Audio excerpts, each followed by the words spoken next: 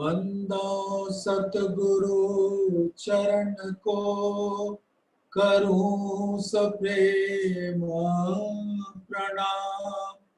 अशुभ हरन मंगल करन, धनी श्रीदेव चंद्र जी नाम।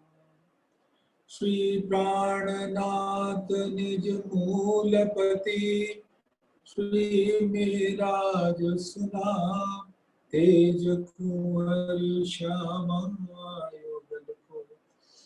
पल पल करूं प्रणाम, पिया जी को पल पल करूं प्रणाम। प्रथम लागू दो चरण को, धन्य न छुड़ायो किन। लाख तली लालेड़िया, मेरे जीव के ही जीवन। इन पांव तले पड़ी रहूं, धनी नजर खोलो बातू।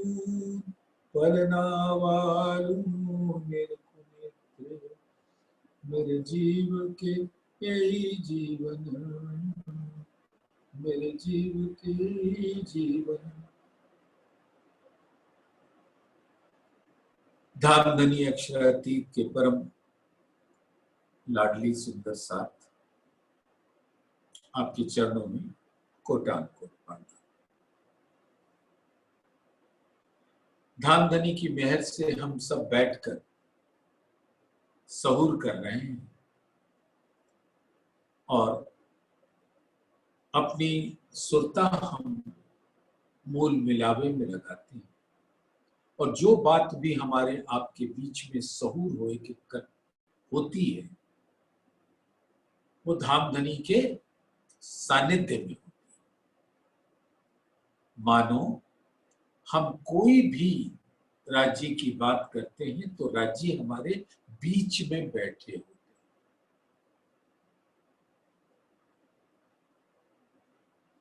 क्योंकि सुरता मूल मिलावे में है, परातम के तनों के बीच में राज्य बैठे हैं, तो आत्मा भी उसी स्वरूप में राज्य को अपने बीच में पाती है जब राज्य की बातें होती हैं।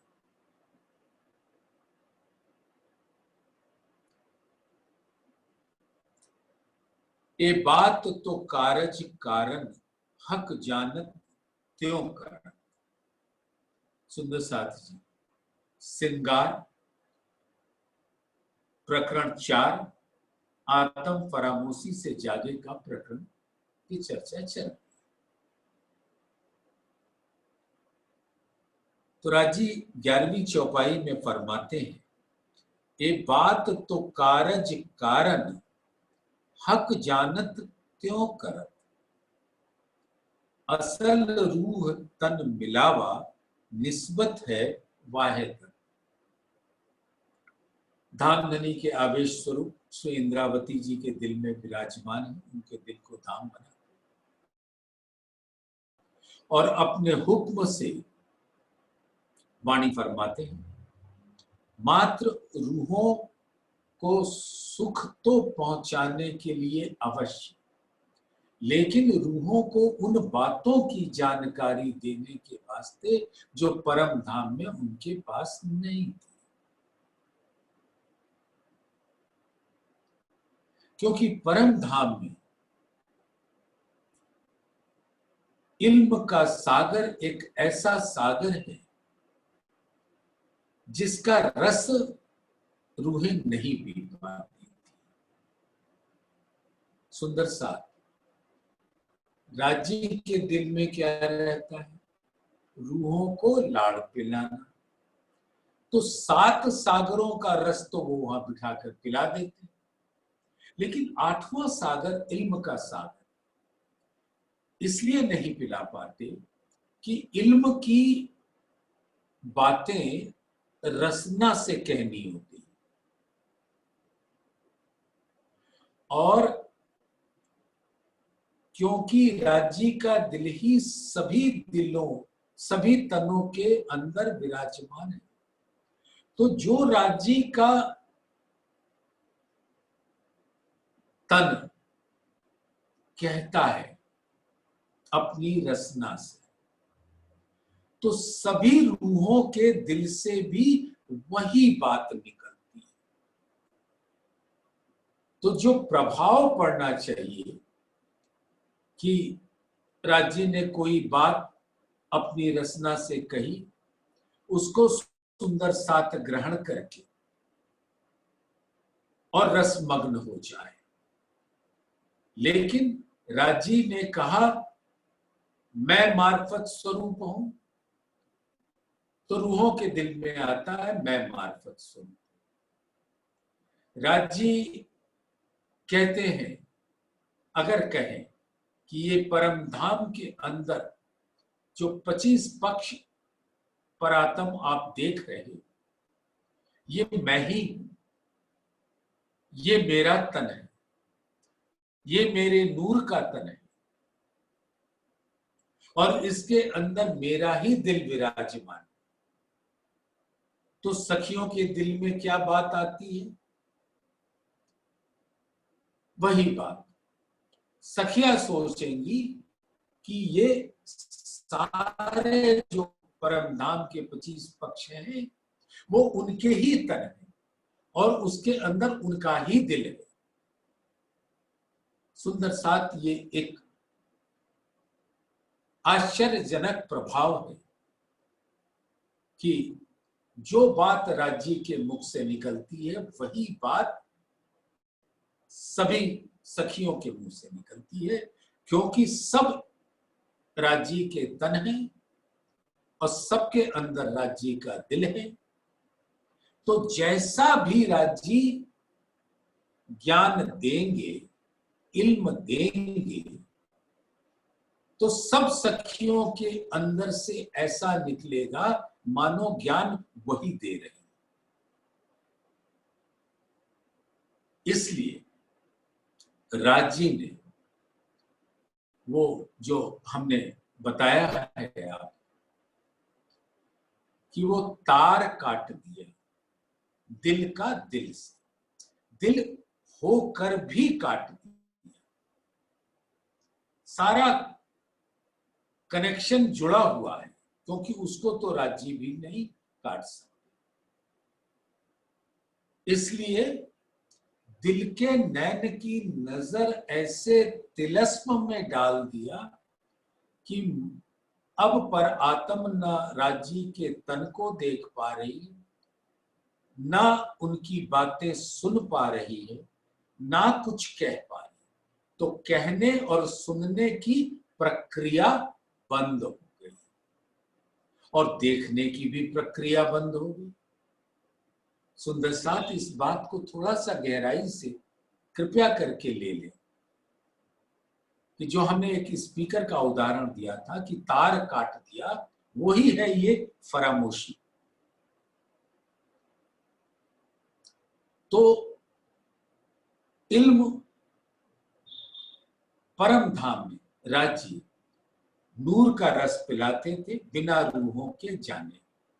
नीर का रस, क्षीर का रस, सौंदर्य का रस तो पीते ही रहते। इश्क का रस, निस्बत का रस,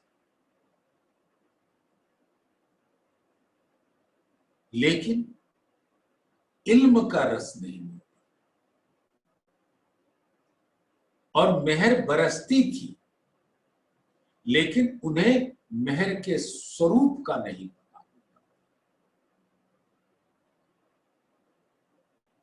और नूर तो राज्य का दिल है, उसके बारे में नहीं जानते।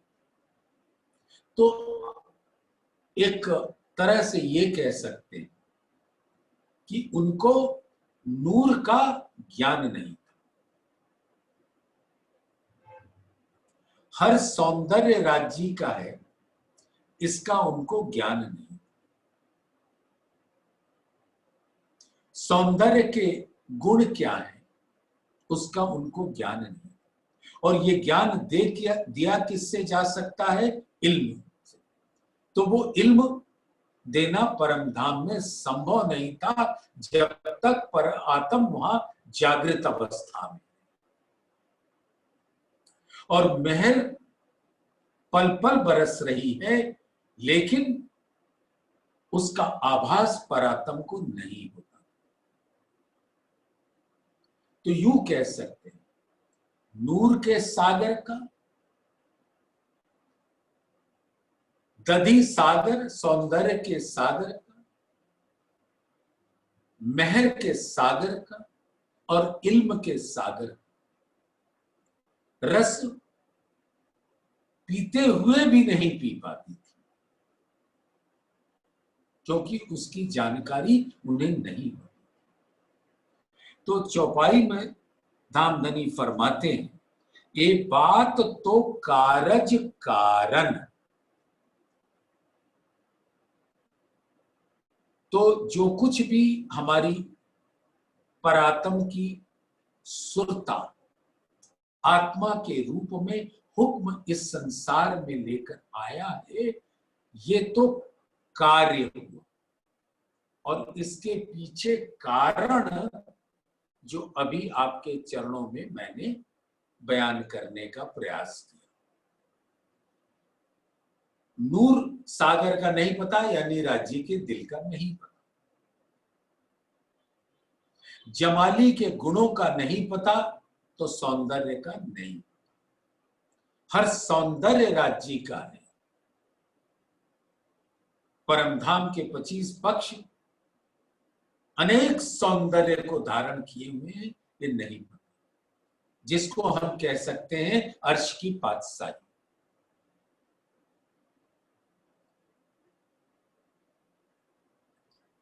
और इल्म सागर का रस पी नहीं सकते जब तक परात्म जागृत अवस्था में, और मेहर के रंग तो दिखते नहीं। तो नूर, दधी, इल्म और मेहर, इन 4 सागरों का रस पिलाने के वास्ते पर आत्म के नैनों को इधर आना पड़ा।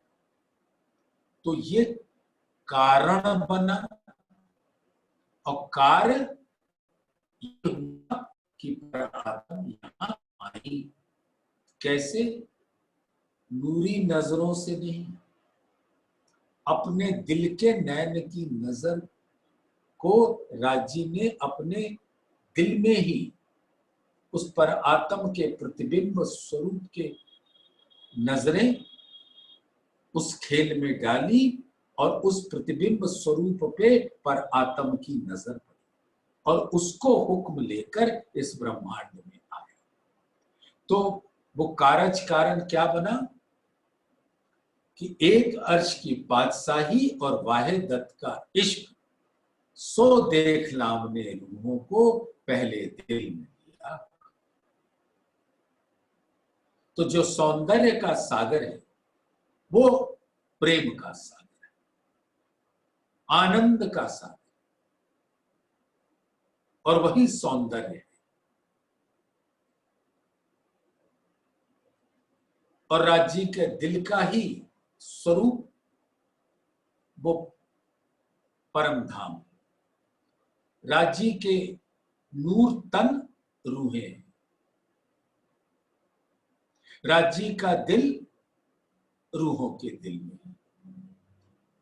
तो वो एक दिली हुई, और वो एक दिल में इश्क है जो राज्य का दिल है, जो मार्फत स्वरूप है, जो नूर का स्वरूप है। इसको कहते हैं वाहिदत का इश्क। और वो वाहिदत परम धाम में हर स्वरूप वाहिदत का है, और वही इश्क, क्योंकि राज्य का ही दिल सबके अंदर है, तो राज्य के दिल का इश्क सबके अंदर, इसको कहते हैं वाहिदत का इश्क। और एक अर्श की पातशाही, यानी कि परम धाम का कण कण राज्य का नूरी तन है, और उसके अंदर राज्य का दिल है। ये बात भी हमें परम धाम में नहीं पता। एक अर्श की बादशाही और बाह्य दत्त का इश्क, सो देखना ने रूहों को पहले दिल में दिया। तो सुंदर साथ जी, ये बात तो कारज कारण हक जानत त्यों कर। अब राजी इस बात को तो जानते हैं कि परम धाम के अंदर मेरे नूर तन,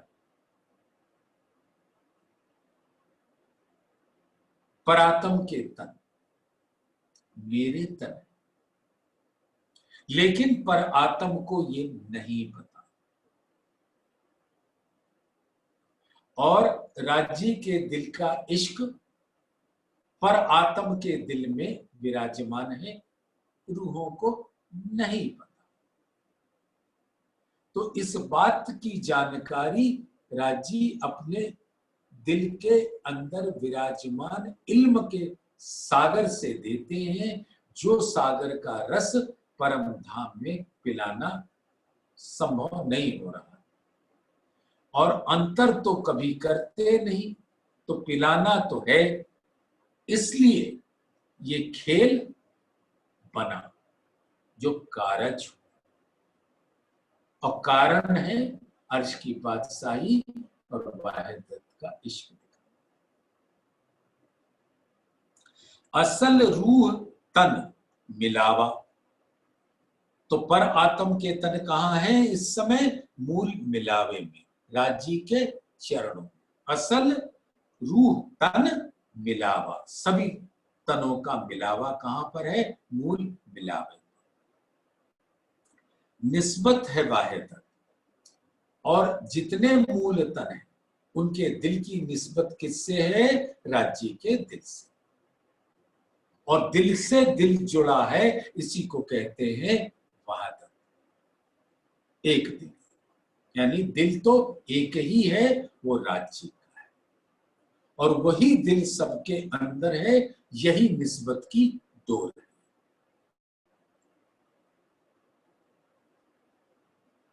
ए हक बातन की बारीकियां, सो हक के दिए आवत। सुंदर साथ, बातन माने गुह्य भेद, और उसकी भी बारीकी क्या है? ये कारज कारण।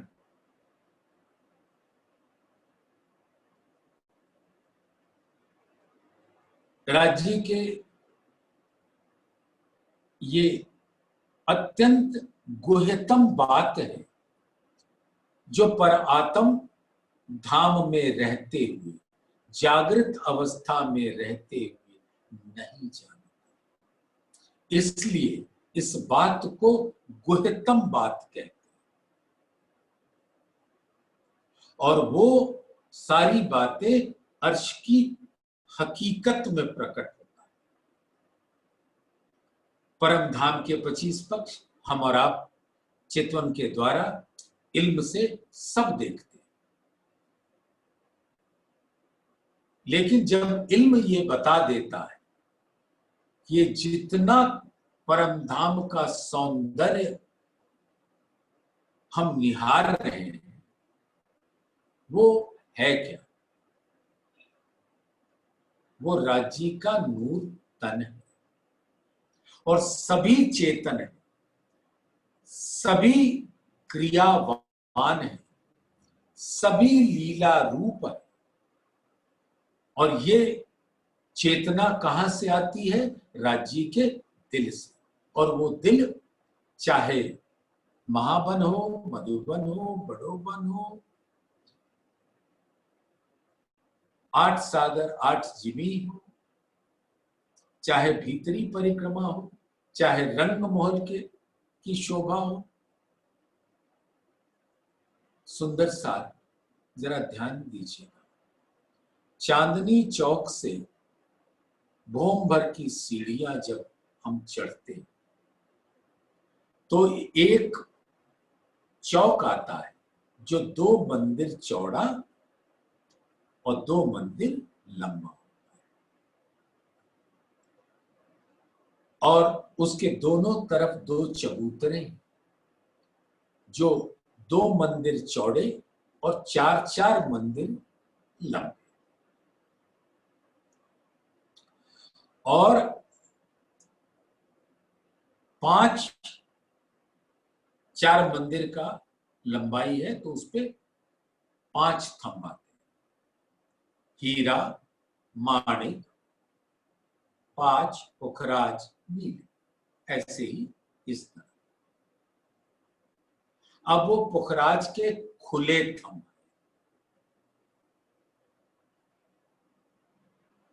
और थंबों की सुंदरता आप सब सुंदर साथ सुन चुके हैं।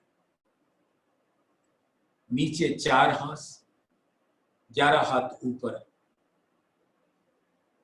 8 हाथ, उसके ऊपर 22 हाथ पर आकर 16 हाथ, फिर 11 8, फिर 11 4, ये 44 हाथ का थंब जो खुला है।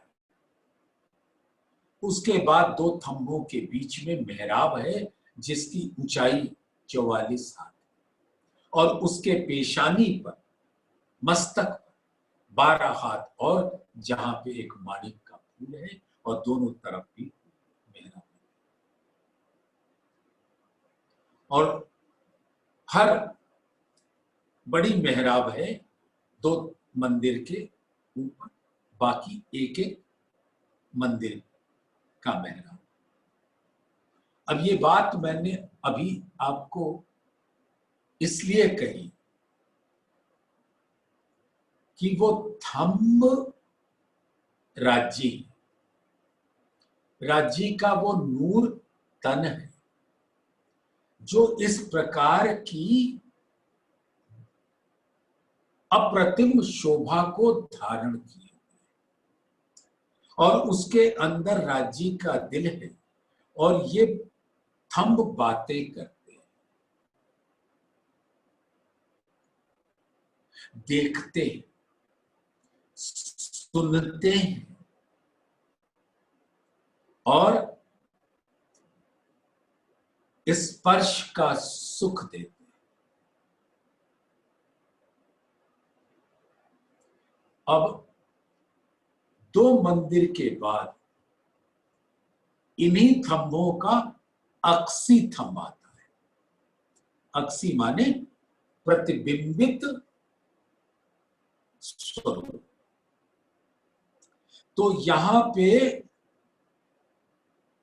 खुले थंब हैं और वहां पे अक्सी थंब है, यानी आधा गोलाई लिए। ये क्या दर्शाता है? क्योंकि परम धाम में हर स्वरूप आत्मा का है, तो जो अक्सी थंब है वो भी राज्य का स्वरूप है, और जिस नूरी दीवाल पर है वो भी आत्मा है। तो मानो 2 आत्मा आपस में अरस परस हो गए, अंगे संगे हो गए, दोनों एक दूसरे में आकंठ प्रेम में डूबे।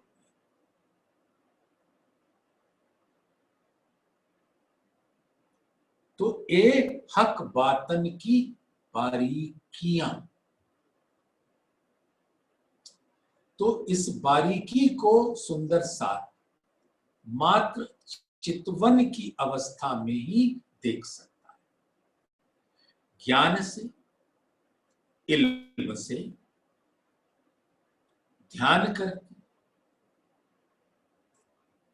अर्श की हकीकत को अपने अंदर ग्रहण कर सकता है, जो आज दिन तक इस संसार में गुह्यतम बात है, जिसके बारे में इस संसार में कोई कुछ भी नहीं जानता, लेकिन उसकी बारीकी है। ये अर्श की बादशाही और वाहिदत का इश्क, यानी राज्य अपने दिल के हर रंग को इल्म से दिखाए,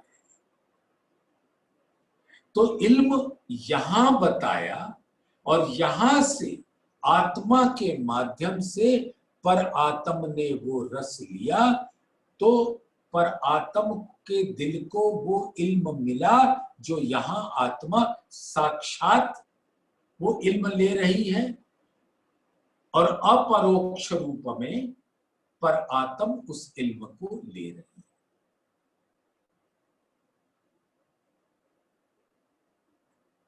सुंदर सा ये है बारीकी,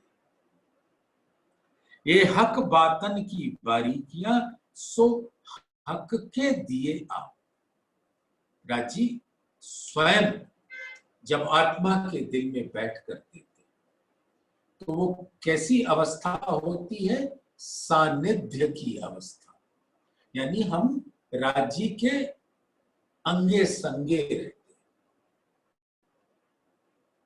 श्रृंगार ग्रंथ के प्रकरण 24 में एक चौपाई, ताथे तू चेत रूह अर्स की, ग्रहे अपने हक के अंग, रहो रात दिन सोहबत में, हक खिलवत सेवा संग। तो किसकी सोहबत में रहना है? धाम धनी की सोहबत, यानी धाम धनी का स्वरूप आत्मा के दिल से एक क्षण के लिए भी अलग ना होने पाए। तो कहते हैं कि जब ये स्थिति रहती है तो हक अपना इल्म का रस स्वयं पिलाते हैं, ना सीखे सिखाए ना सोहबत। इस ब्रह्मांड में कोई आपको ये बारीकियां नहीं बता सकता, न सिखा सकता है और न कोई सीख सकता है, और ना ही ऐसे बैठकर बातें करने से आता है। ये तो चितवन की अवस्था में धाम धनी अपने इल्म का वो रस पिला देते हैं जो आज तक दुनिया में जाहिर नहीं हुआ। अपनी रूहों वास्ते कई कोट काम किए। सुंदर सा अपने रूहों को लाड़ पिलाने के वास्ते धाम धनी ने कई काम किए। तो ये कहने को कहते हैं कई काम, परम धाम में कोई काम करना नहीं पड़ता, वो स्वयं हो जाता। तो परम धाम के 25 पक्षों में अपना श्रृंगार दिखा रहे हैं, इसलिए इसको कह देते हैं कि कई काम किए रूहों को रिझाने के वास्ते। पशु का रूप ले लिया, पक्षी का रूप ले लिया, जल का ले लिया, तेज का ले लिया, जिमी का ले लिया, आसमान का ले लिया, पहाड़ का ले लिया, तिनका का ले लिया। हर स्वरूप राज्य का स्वरूप, और सबका श्रृंगार अलग अलग, रंग अलग अलग, बातें अलग अलग, विध विध के अलग अलग, यानी विध विध के, और सब रूहों को रिझाने के वास्ते। ये इसी को कहते हैं कई कोट काम किए।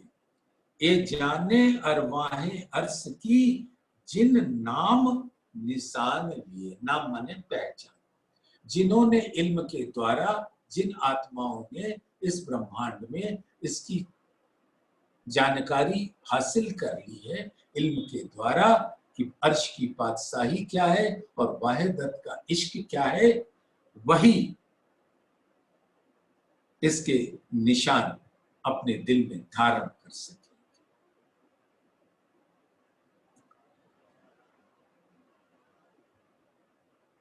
ये जो अर्श बारीकियां, अर्श सहूरे रूह जानत। अर्श सहूरे मतलब जागृत बुद्धि से। जिन पट खुलिया सो न जा नहीं, बिना हक से। सुंदर सा, बहुत प्यार से। ये ऐसी बारीकी है कि जागृत बुद्धि से रूहें इल्म को ग्रहण करके ये जान जाती है कि अर्श की हकीकत क्या है, अर्श की मार्फत क्या है। ज्ञान के द्वारा उनको पता लग जाता है, लेकिन उसके पोर पोर में संग संग में इश्क का सागर भरा पड़ा है, ये नहीं पता लगता।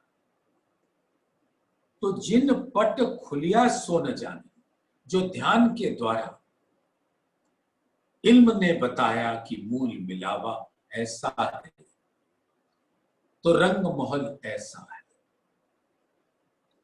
सात घाट ऐसे हैं, तो वन ऐसे हैं, तो बाग ऐसे। ये सब इल्म के द्वारा जान गए, लेकिन उनके दिल के अंदर वो इल्म का स्वरूप समा जाता है। जिन पट खुलिया सो न जाने, लेकिन उनको भी वो मार्फत की बात नहीं पता चलती जब तक धामधनी अपनी मेहर का रस नहीं बरसा, बिना हक सिफत कि वो सुंदर साथ जो कसनी करता है, उसको माया का कोई प्रलोभन नहीं होता। ऐसे सुंदर साथ जिसके दिल में हमेशा राज्य की ही याद बनी रहती, न्यारा निमक न हो वही करने पड़े न याद, आशिक को मासूक का कछु इनविध लाग्या स्वाद। जब ऐसी आशिकी होती कि याद करने की आवश्यकता नहीं होती, वो स्वयं ही दिल में रहता है। करवट लेते सूते नींद में नाला मारत जे, याद बिगर किए अंग आवही स्वाद आशिक मासूक के। आशिक को मासूक का स्वाद बिना याद किए। जागने के लिए राज्य क्या कहते हैं? जब याद तुम्हें मैं आऊंगा तब ही बैठोगे जाग। तो पहली जागनी हुई अर्श की हकीकत को धारण, लेकिन उस जागनी की जागनी यानी अर्श की मार्फत उनके दिल के अंदर प्रवेश कर और वहां के अनंत सागरों का रस पीना, जो सुराही हक की पीवना, सो इश्क हक दिल मिले, सो मोमिन पीवे कोई बैठ के और पिया न जाए किने। तो अर्श की हकीकत का पट खुल भी जाए इल्म से, तो भी वो मार्फत का रस नहीं मिलता जब तक राजी अपनी मेहर के छांव में अपनी आत्मा को नहीं ले लेते और उस आत्मा के आचरण को वो देख रहे हो। सुंदर साथ याद कीजिए, हमारे सदगुरु धनी श्री देवचंद्र जी 11 वर्ष की उम्र से कितनी कसनी की, ये दोहराने की आवश्यकता नहीं है, आप सब जानते। और जब वो कसनी पे परख लिए गए, उस कसौटी पे परख लिए गए कि उनका तन ज्वर से पीड़ित, मानो अब वो एक क्षण भी जीवित नहीं रहेंगे, तो भी तारतम ज्ञान के बगैर वो भागवत सुनने के लिए मचलते रहे और उसी बीमारी में चले गए। ऐसी अवस्था में तो तन छूट सकता था, लेकिन हृदय के अंदर वो ज्वाला थी धाम धनी को मिलने की। ऐसी विरह प्रेम की अवस्था आई तो धाम धनी ने अपने आवेश स्वरूप से श्याम जी के मंदिर में दीदार दे दिया। मेहरराज ठाकुर के तन को क्या कसनी नहीं करनी, सभी सुंदर सात बीतक से इस बात को अच्छी तरह जानते और जिसकी पराकाष्ठा थी जामनगर में प्रबोधपुरी अब से जेल में, जहां पे उन्होंने अपना तन छोड़ दिया। यहां कहते हैं कि सबसे अधिक प्यारा किसी को अपनी जान, उस जान को तज दिया तो वो विरह प्रेम की पराकाष्ठा थी। तब धाम धनी ने अपना दीदार भी दिया और अपना अंग भी दिया। तब तुम पर्दा टाल के दियो मुहे अपनो अंग। तो सुंदर सा मेहर कब बरसेगी, जब सुंदर साथ गलेगा और घाट बिना गले क्यों जीव तल होसी आत्म। जो यहां जीवड़ा है, जब वो इतनी कसनी कर लेता है तब उसके ऊपर ऐसी मेहर बरसती है कि आत्मा जागृति के पथ पर चल देती है। तभी राजी फरमाते हैं, जब हक करे मेहरबानगी तो इनबिद होए हुक्म, एता बल रूह तब करे जब उठाया जाने कसम। तो जब राजी ये परख लेते कि अब ये सुंदर साथ परिपक्व है धाम का रस ग्रहण करने में, तो वो अपने दिल का दरवाजा खोल देते।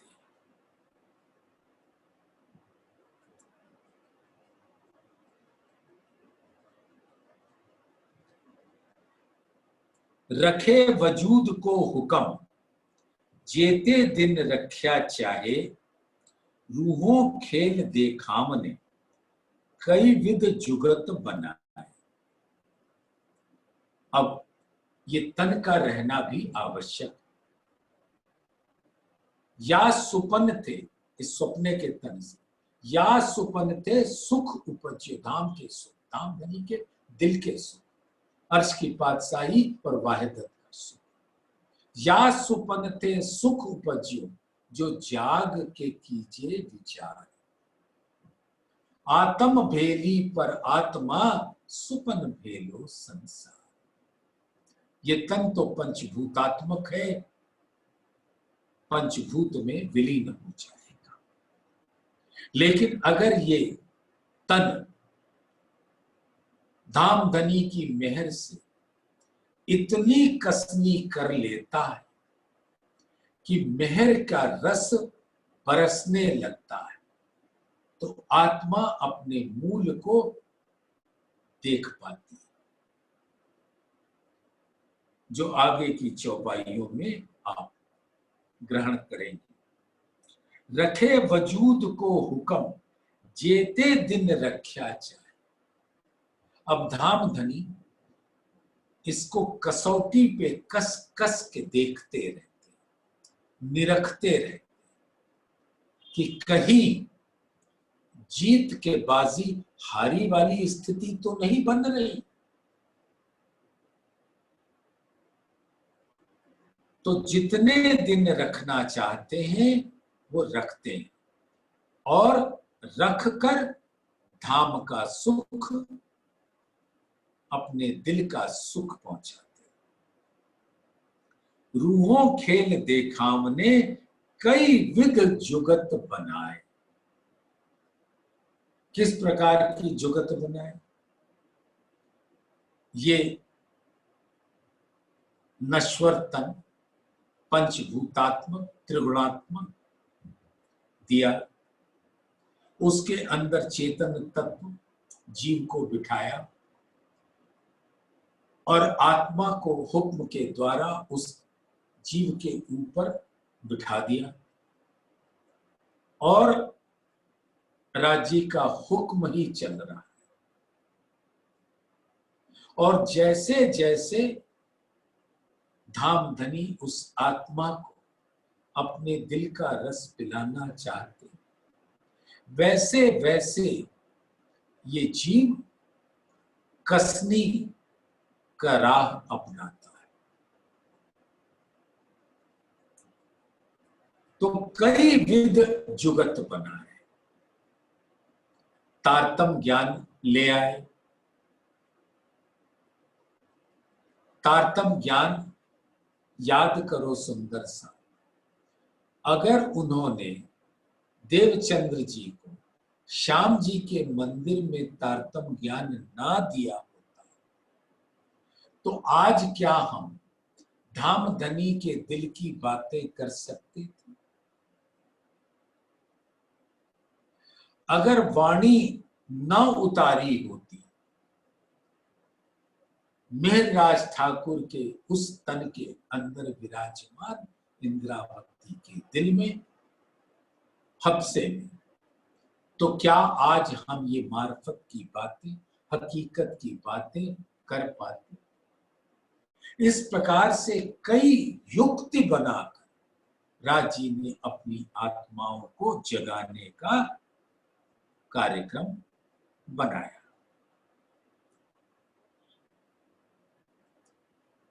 आत्म तो फरामोश में भई आड़ी नींद हुक्म। ये माया ही निद्रा का स्वरूप है, जिसका मूल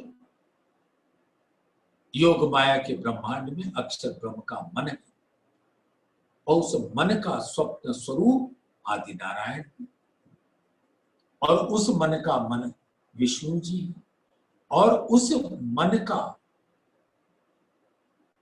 किरणें अंश ये जीव। तो कहते हैं कि आत्माओं के ऊपर ये माया रूपी जीव ही निद्रा का स्वरूप है, जिसका मूल अव्याकृत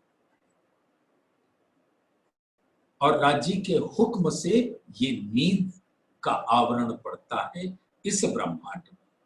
सो फेर खड़ी तब हो वही रूह दिल याद आवे कसम। अब जब आत्मा के दिल में याद आने लगती है राज्य की, तब आत्मा खड़ी होने लगती है, यानी उसकी जागृति की पहली सीढ़ी उसे मिल जाती है। और उसको याद कब आएगी? जब तारतम ज्ञान का सानिध्य मिलेगा। हमको इस ब्रह्मांड में सतगुरु मिले, तारतम ज्ञान मिला, सतगुरु का सत्संग मिला और सतगुरु ने बड़े प्यार से धाम की बातें बताई। उससे अब वो याद आने लगी और जैसे जैसे याद आने लगी मेहर बरसने लगा और जैसे जैसे मेहर बरसने लगा वैसे वैसे आत्मा उठ खड़ी होने लगी। सो फेर खड़ी तब हो वही रूह दिल याद आवे खसम। खसम कब होगा? जब निस्बत का पता चलेगा, तभी तो वो खसम होंगे और तभी तो उनकी पहचान होगी और तभी तो विरह होगा और तभी तो प्रेम की आंधी बहेगी और तभी तो याद आए और तभी तो जागनी हो। ये सभी चीजें एक दूसरे से मिली।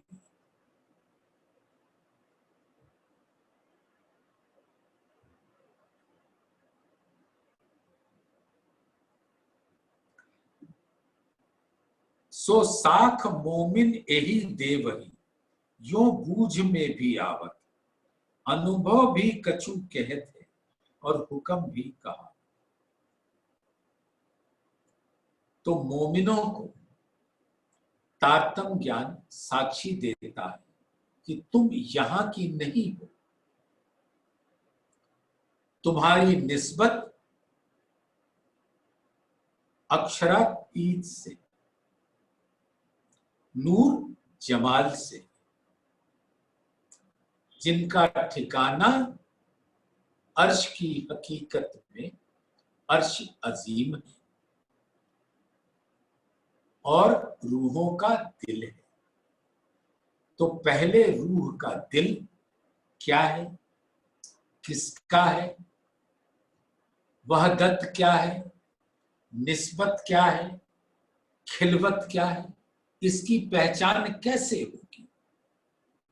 ये होए न बिना निस्बतें, इत ही हुई वाहिदत। निस्बत वाहिदत एक है तो क्यों जुदी कहिए खिलवत। तो जब निस्बत की पहचान होती है तो वहदत की पहचान, तब खिलवत की पहचान होती है, तब खसम की पहचान, तब नूर की पहचान, तब धामधनी के दिल की पहचान, तभी परम धाम का प्रेम रूहों के दिल में बहने लगता है। और इसकी साक्षी धामधनी का इल्म दे रहा है मोमिनों को जगाकर। यो बूझ में भी आवत, और जैसे जैसे ये इल्म आता जाता है बात समझ आने लगती है कि आज दिन तक कहां भटक रहे थे, किस चिरकीन जिमी में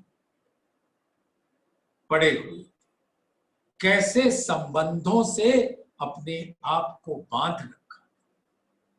लेकिन अब तारतम आने से संबंध की परिभाषा बदल गई।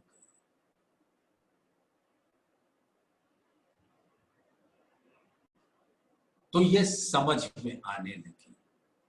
अनुभव भी कछु कहते, अब इल्म इतनी प्रेरणा देता है कि सुंदर साथ चितवन की मुद्रा में बैठने लगता है और अपने दिल को धामधनी के चरणों से जोड़ लेता है। तो निस्बत का रस जो इश्क का सागर होता है स्वतः ही पर आत्मा के दिल से आत्मा के दिल में बहने लगता है।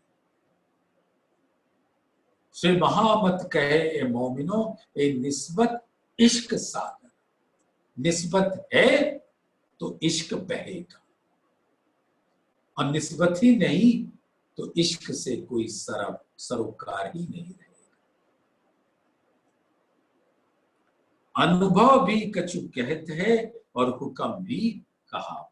और इस प्रकार से राज्य का हुक्म ही आज वाणी जो राज्य का हुक्म ने दिया है उसकी चर्चा हम सुंदर साथ मिल बैठकर सहूर कर रहे हैं। मोमिन कहवे हुक्मे, बूझ अनुभव पर हुक्म, हुक्म कहवे सो भी हुक्मे, कछु न बिना हुक्म। तो हमें सतगुरु मिले, हमें तारतम ज्ञान मिला, तो ऐसे ही नहीं मिला, राज्य का हुक्म हुआ। और वो हुक्म किसके हाथ में है? धनी की मेहर के हाथ में। हुक्म मेहर के हाथ, जोश मेहर को इश्क आवे मेहर से बेशक इलम तिन सब, यानी सारे मेहर के अंग। और जब मेहर बरसती तो ये सब कुछ होता है। धाम धनी अपने जोश की शक्ति दे देते, जिससे आत्मा काल माया के ब्रह्मांड को पार करके योग माया के ब्रह्मांड को देखते हुए अपने परम धाम के अंदर इश्क लेकर पहुंच जाती है। ये चौपाई जरा ध्यान दीजिएगा।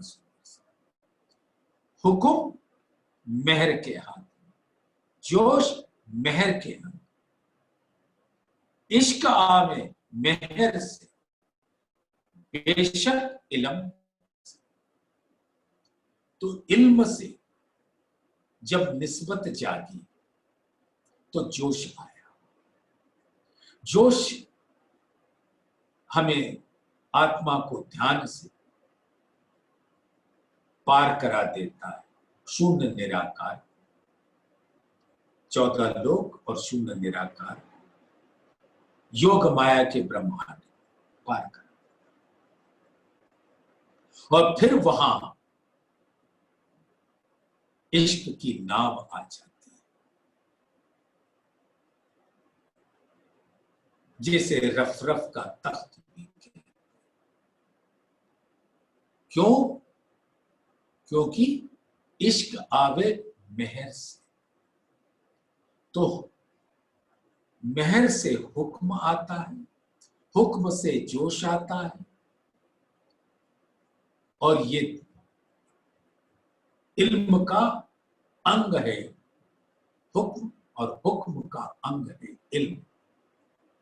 और इस प्रकार से हम इस आध्यात्मिक यात्रा में चितवन के द्वारा अपने धाम में प्रवेश करते हैं, इश्क लेकर। जब इश्क इनो आवसी तब देखेंगे मुझको, इश्क बिना इन अर्श में मैं मिलो नहीं इनसे। तो वो इश्क आना है। तो इश्क कैसे आएगा? जब मेहर है,